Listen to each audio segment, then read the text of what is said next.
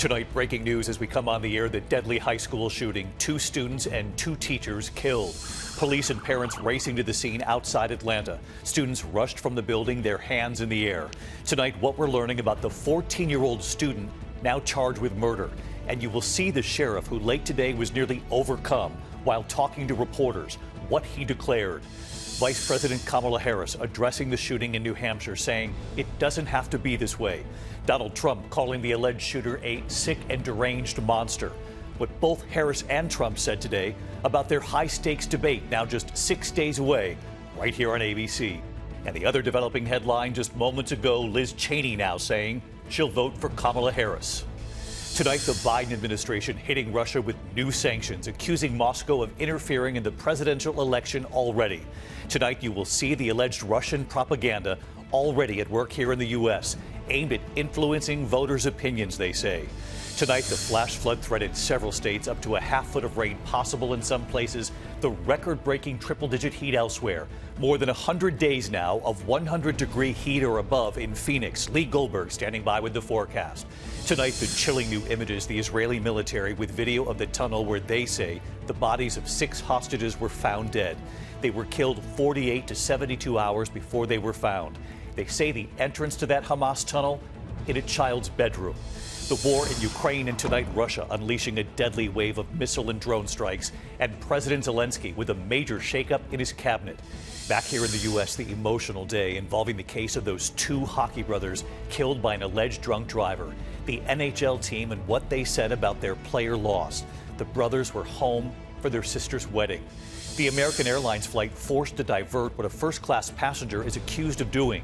The surgeon tonight accused of taking out the wrong organ. The patient died, and what the family of the patient is now saying. Tonight, Elton John revealing his health scare, the severe infection now limiting his vision. And America Strong tonight, the discovery by the firefighters, the eye peeking out, and what they pulled off. From ABC News World Headquarters in New York, this is World News Tonight with David Muir. Good evening, and we begin tonight with the breaking news. The new school year just beginning, of course, and today the news coming in of a deadly school shooting. 2 students and 2 teachers killed. Authorities say it was a 14-year-old student. He is now in custody. It happened at Apalachee High School in Winder, Georgia, about an hour outside Atlanta. In addition to the 4 dead, 9 others injured rushed to the hospital. Again, the shooter just 14 years old. Law enforcement officers you see there rushing to the scene. Inside, officers carrying weapons, clearing classrooms one by one, leading students away, their arms in the air. Those students had been texting their parents, barricaded in classrooms, telling them they loved them.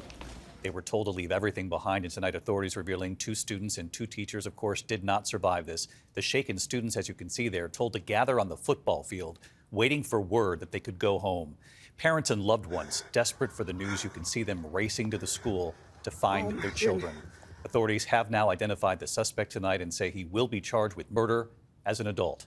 ABC's Faith Abubey on the scene. She's leading us off in Winder, Georgia tonight. Tonight, terrifying scenes that are now all too familiar. Students pouring out of a school after a 14-year-old fellow student allegedly opened fire. State, local, and federal law enforcement racing to Apalachee High School in Winder, Georgia, northeast of Atlanta, just before 10:30 this morning. 2 students and 2 teachers killed, 9 other victims taken to the hospital. The suspect surrendering to authorities without a struggle. The shooter is in custody. His name is Colt, that's C-O-L-T, Gray. He is a 14-year-old student here at the high school. He will be charged with murder and he will be tried as an adult. We'll file line down this aisle right here after this deputy. Sophomore Alexandra Romero shooting this video as officers led students to safety from inside the darkened classroom. Let's move with purpose, come on. It was a small little ball of us, like all holding each other, and I remember like my friends crying. They were all scared, and then 2 police officers came in with their guns, telling us not to move, that it's still not safe. At first, Joshua Malik thought it was a drill. It was very quiet. A lot of people were crying. It was like everybody was scared, and people were screaming, calling their moms and everything. And the teacher was making sure everybody was he was trying to keep the class calm and everything. A text message from student Ethan Clark to his mother, Erin. School shooting right now. I'm scared. Please, I'm not joking. Mom responding instantly. I'm leaving work. Ethan writing, I love you. The students taken out to the football field, some forming a prayer circle. All other schools in the area locked down. Everybody came to get their children. Gwendolyn Cook recording this video as she rushed to that football field to find her grandkids, along with hundreds of other frantic, terrified parents. Jonathan Mills, one of many parents who had to run miles to get to their kids because of all the roadblocks in the area. It hits harder when it's home, you know. It hits harder, you know, as a cop myself, you know, you dealing with people you don't know is different, but actually knowing that it's your child that could potentially be the one that you have to hold, or you know, last time you spoke to him was this morning saying, you know, have a good day, that kind of thing. You know, it's different. Late today, the sheriff nearly overcome. I never imagined that I would be speaking to the media in my career over something that happened today, the pure evil that happened today. This hits home for me. I was born and raised here. I went to school in this school system. My kids go to this school system. My heart hurts for our community, but I want to make it very clear that hate will not prevail in this county. And David, we saw parents today rushing to the school on foot, cell phones in hand, concern on their faces, and then coming out later relieved after reuniting with their children. Of course, there are 2 students and 2 teachers who are dead and 9 others who are injured. This entire community is in mourning. School has been closed for the rest of the week as investigators track down a motive. David. Just an awful day there. Faith Abubey. Faith, thank you. Let's get right to our senior investigative correspondent, Aaron Katersky, also reporting on this tonight. And Aaron, what have you learned about this 14-year-old student now under arrest?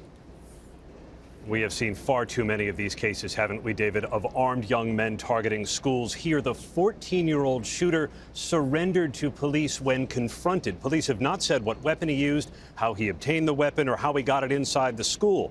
Sheriff said it did not appear that Colt Gray had been targeting anyone specifically or had connections to the 2 adults and 2 students he allegedly killed. The suspect has been answering questions. Investigators have been talking to his parents, but they're quick to point out they do not yet know why he allegedly attacked his school. And David, the sheriff, said he may never know. This does appear to be the first deadly K-12 school shooting in Georgia in at least 25 years. David? Aaron Katersky on this as well. Thank you. Vice President Kamala Harris responding to the deadly school shooting on the campaign trail today. Vice President Harris in New Hampshire saying it doesn't have to be this way. Former President Trump tonight calling the alleged shooter a sick and deranged monster. And tonight, what Harris and Trump both said today about their high-stakes debate just 6 days away now, right here on ABC. Here's Mary Bruce tonight. Tonight, before a crowd in New Hampshire, Vice President Kamala Harris denouncing the school shooting in Georgia, saying it doesn't have to be this way. It's just outrageous that every day in our country, in the United States of America, that parents have to send their children to school worried about whether or not their child will come home alive. It's senseless. It is. We've got to stop it. And we have to end this epidemic of gun violence in our country once and for all. You know, it doesn't have to be this way. Former President Donald Trump releasing a statement saying our hearts are with the victims. Trump saying these cherished children were taken from us far too soon by a sick and deranged monster, but making no mention of how to address gun violence. Harris came to New Hampshire to outline her plan to help small businesses, part of a broader effort to bring her economic proposals into focus in the run-up to the debate. I believe America's small businesses are an essential foundation to our entire economy. Harris's goal to help launch 25 million small businesses. She would drastically expand tax deductions for startup costs and take steps to reduce red tape and ease regulations, including creating a standard deduction for small businesses. Today, Harris pitting her vision against Trump's. He plans to give billionaires massive tax cuts and to cut corporate taxes by over $1 trillion, even as they pull in record profits. Tomorrow, Harris heads to Pittsburgh to hunker down and prepare for the debate, her first face-to-face encounter with her rival. Trump today says he's ready. You know what I say about debates? And I think this is true with a lot of people, but they don't say it. I've been preparing all my life for this debate. And boarding her plane, Harris sounding confident too.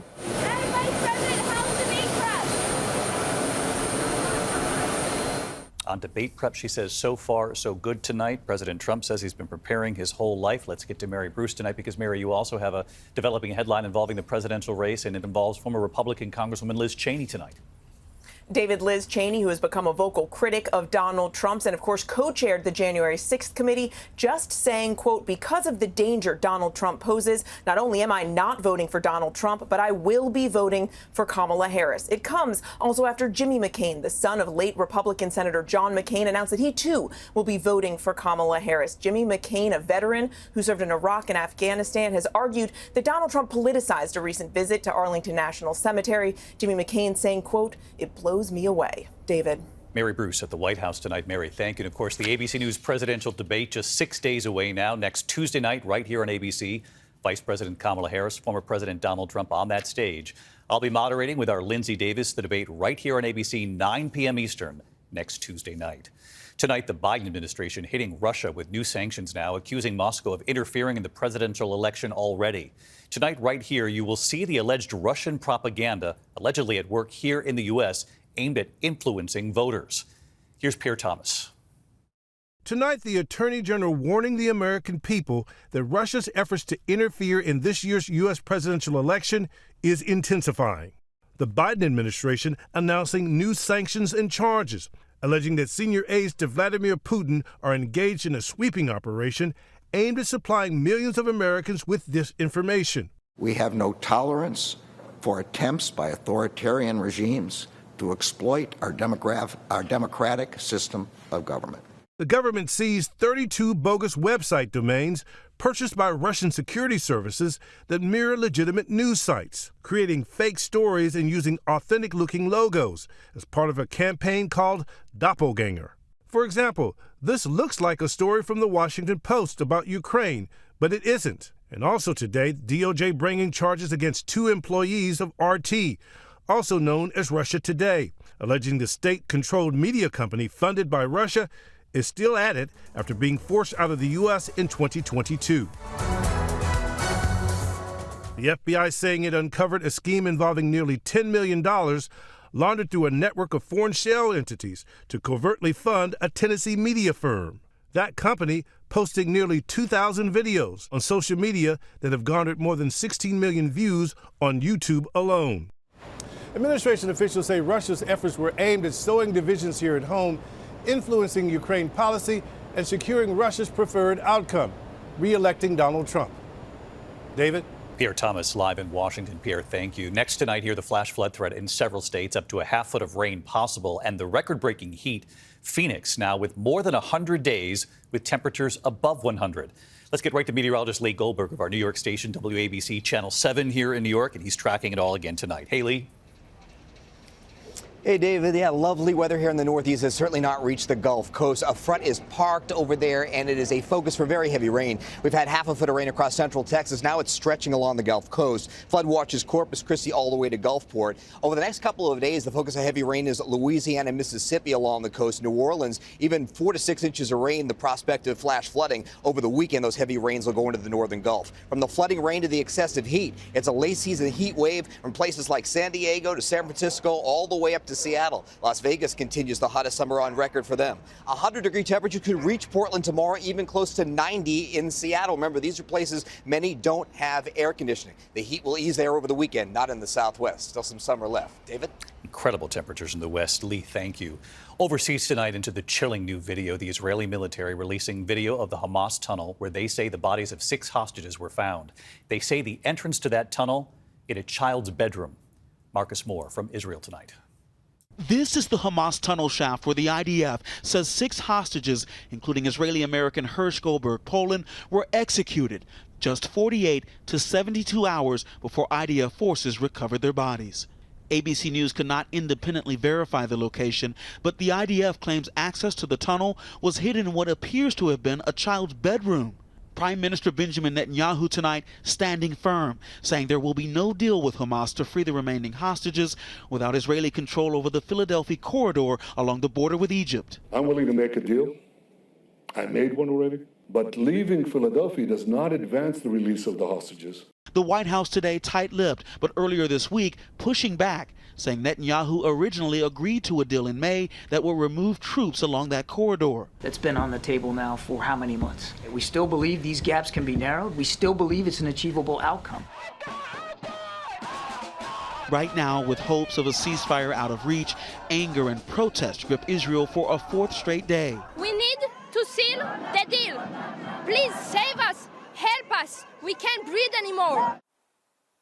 And David, tonight a senior Biden administration official tells ABC News there's about 90% agreement on a ceasefire deal, but still strong differences exist. David. All right, Marcus Moore tonight from Tel Aviv. Marcus, thank you. Now to the war in Ukraine tonight, Russia unleashing a deadly new wave of missile and drone strikes. The horrifying moment explosions rock Lviv in western Ukraine. In videos circulating online, residential buildings obliterated, at least 7 killed, dozens injured. It comes as President Zelensky carries out a major shakeup of his cabinet, including his foreign minister, saying Ukraine needs, quote, new energy in this fight against Russia. Back here in the U.S. tonight, remembering the 2 young hockey brothers killed by an alleged drunk driver. The Columbus Blue Jackets NHL team speaking for the first time since their star player and teammate Johnny Gaudreau and his brother Matthew were killed, hit while riding their bikes. The team describing their loss and making a plea to save other lives. Well, there's a huge hole in our lineup. There's even a larger one in our hearts. If you think about driving after a few beers or a fun night, please, please, please do not find a way home. Memorials for Gaudreau, known as Johnny Hockey, now growing outside the arena. Fans remembering the 31-year-old husband and father of 2 and his brother. When we come back tonight, the American Airlines flight forced to divert what a first-class passenger is accused of doing. And then tonight, the surgeon accused of taking out the wrong organ, the patient dying on the operating table. More in a moment. Tonight, an American Airlines flight from Milwaukee to Dallas forced to divert. The airline says a first-class passenger would not stop vaping during the flight, arguing when the flight attendant warned him to stop. Diverting to Tulsa, police escorting the passenger off. Now to the surgeon accused of taking out the wrong organ, the patient dying on the operating table. The wife of the husband who died in Miramar Beach, Florida, accusing the surgeon of removing the patient's liver instead of his spleen. Tonight, the hospital says it has now launched a, quote, thorough investigation. When we come back here tonight, Elton John revealing his own health scare affecting his vision. To the Index, and Elton John tonight revealing he's recovering from a severe infection causing vision loss in one eye. He says the infection began over the summer. He calls his recovery, quote, an extremely slow process. He is still scheduled to attend the premiere of his documentary in Toronto on Friday. When we come back here, America Strong tonight, you have to see this. The discovery by the firefighters, the one eye peeking out, and what they pulled off. Finally tonight here, the firefighters, what they heard and then what they saw looking back at them. Tonight in Ketchikan, Alaska, a remarkable discovery more than a week after the devastation there. James and Bill Montevere lost their home and everything in it last week in a massive landslide. Both of them making it out alive with minor injuries, but their dogs inside still missing. 6 days later, firefighters searching through the debris when they heard some whimpering. Firefighter Crystal Schleif right here tonight. Hi, David. Telling us what she saw when she crawled through that debris into a small space buried in what was once the home. I saw little eyes looking at me, and they were just staring, and I saw them blink, and so I was like, I found a dog! Oh my God, I saw it blink! At first, only seeing one dog, Cassie, but soon the other 2, Alani. They were stuck in that small space on a couch where the ceiling had landed. I scooped Cassie into my arms, and then he scooped Alani into his arms, and then we passed the dogs on, kind of like a chain. Tonight, James and Bill both now reunited with their dogs. Cassie and Alani checked out by the vet. They're doing great. Hey, David. And right here tonight, James and Bill, Cassie and Alani, right there too. We are so blessed by the support that the community has given us, by the first responders, by everybody. We have our lives, we have our precious dogs, and we hope good things come to other people also. We are so glad you have your dogs back, and we salute those firefighters. I'll see you tomorrow night. Good night. Thank you for making World News Tonight with David Muir, America's most watched newscast.